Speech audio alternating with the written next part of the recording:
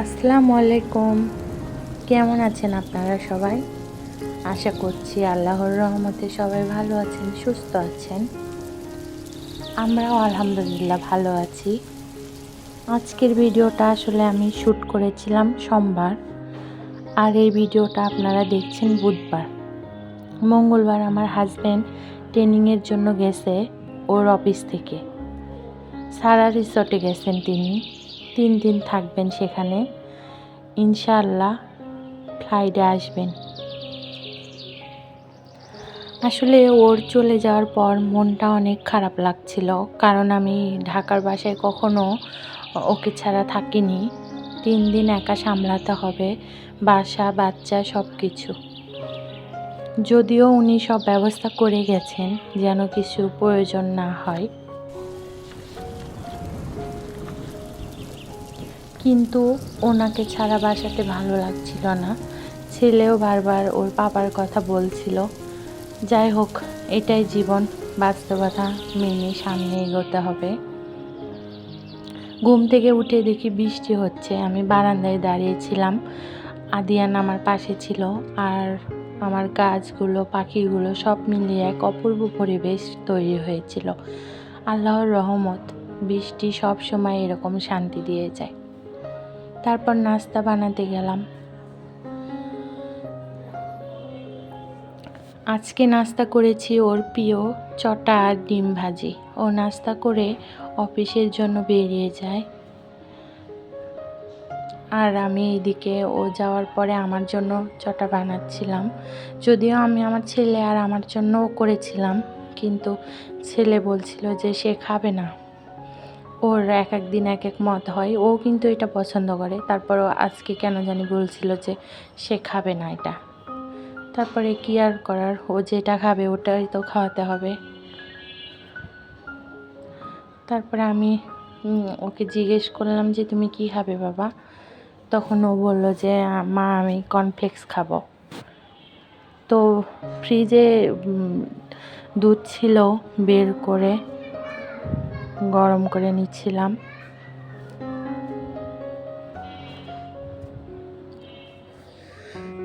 আসলে আমি দুধটা সবসময় ফ্রিজে রাখি, আমার ছেলে পছন্দ করে। তো দুধটা জাল দিয়ে কর্নফ্লেক্স রেডি করছিলাম ওর জন্য।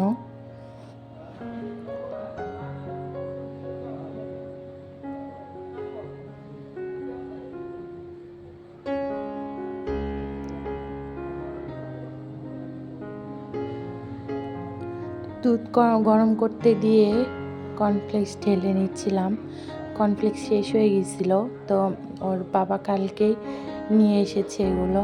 সাথে আরও কিছু জিনিসও শেষ হয়ে গেছিলো, ওগুলো এনেছে।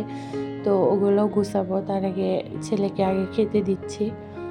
তো কর্নফ্লেক্স ঢেলে নিলাম বয়মে।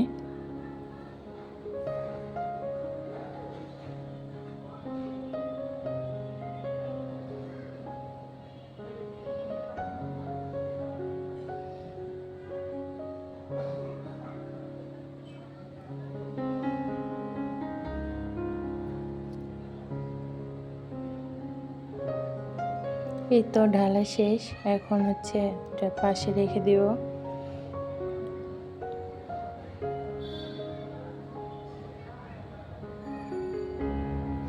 ওইদিকে বাটিটাও রেডি করে নিচ্ছিলাম।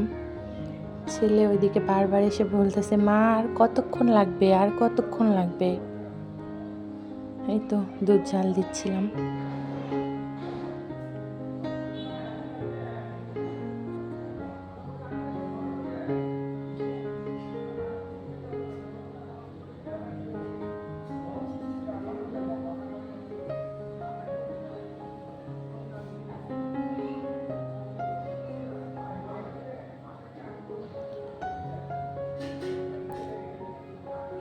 আমরা যে দুধটা খাই এটা অনেক ভালো, অনেক মজা লাগে। অনেক কেনা হইলেও মনে হয় যে বাড়িরই, ভালো লাগে খেতে, মিষ্টি অনেক। তো তারপরে খেতে দিলাম আমার ছেলেকে। ও ভাত নিজে নিজে খেতে চায় না, খুব কমই খায়, কিন্তু এগুলা ওর পছন্দের জিনিস যদি তৈরি করে দিই ও একাই খেয়ে নেবে।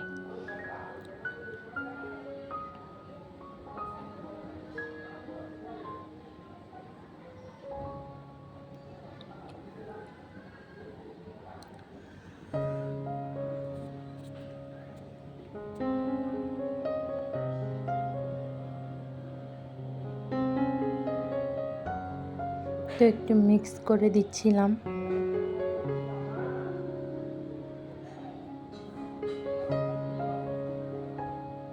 ছেলেকে খাবার দিয়ে এসে আমি আমার সব এগুলো গুছিয়ে নিচ্ছিলাম। কালকে যেগুলো এনেছে, ছেলের জন্য কিছু কেক এনেছে যেহেতু তিনি বাসায় থাকবে না।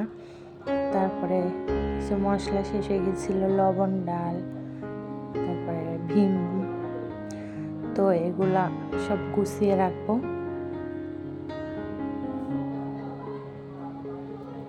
এগুলা গুছানোর পরে আমি অফ ক্যামেরায় অনেকগুলো কাজ করে ফেলেছি, সেগুলো আর দেখানো হয়নি, কারণ ক্যামেরা অন করে কাজ করলে অনেক দেরি হয়ে যায়, যেহেতু আমার একা সব কাজ করতে হয়।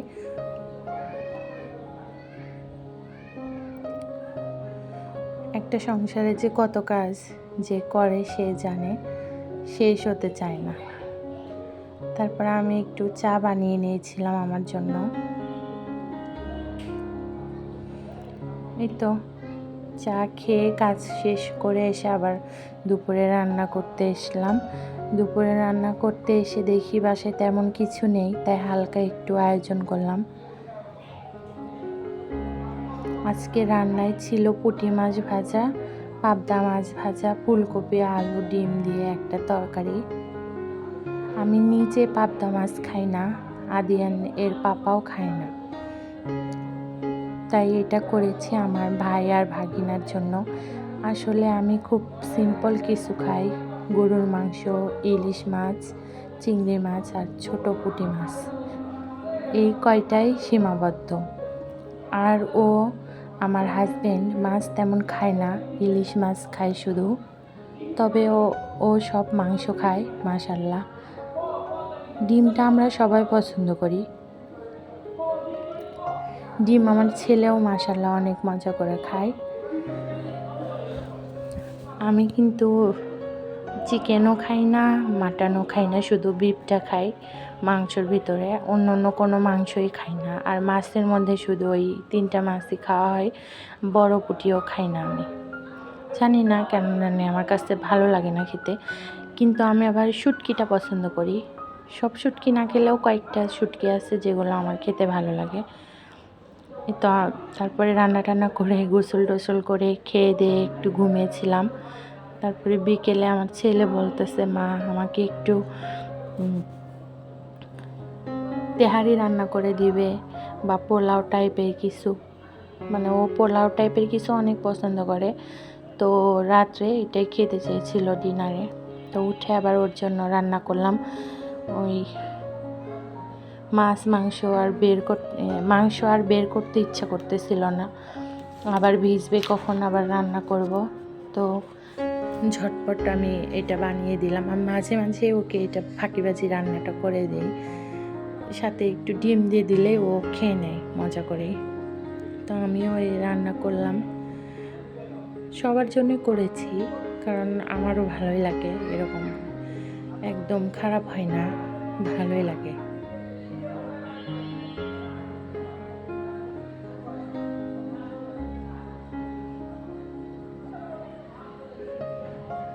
আমি অন্য দিন ডিম আগে মশলার সাথে কষিয়ে তারপরে ওইটার মধ্যে চাল দিয়ে ভেজে নিই, কিন্তু আজকে সময় ছিল না, এই জন্য তাড়াহুড়ো করেই করছিলাম।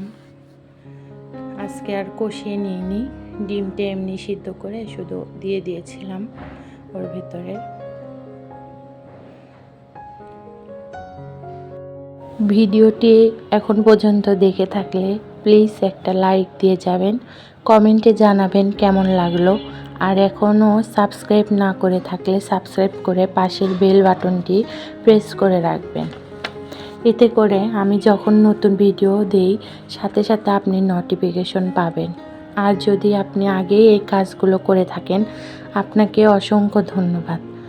আমার হাজবেন্ডের জন্য সুস্থভাবে বাসায় ফিরে আসে সবার কাছে দোয়া চাইছি। আজকের মতো এখানেই শেষ করছি, নতুন আরেকটা ভিডিও নিয়ে আবার হাজির হব ইনশাআল্লাহ। সবাই ভালো থাকবেন, সুস্থ থাকবেন। আল্লাহ হাফেজ।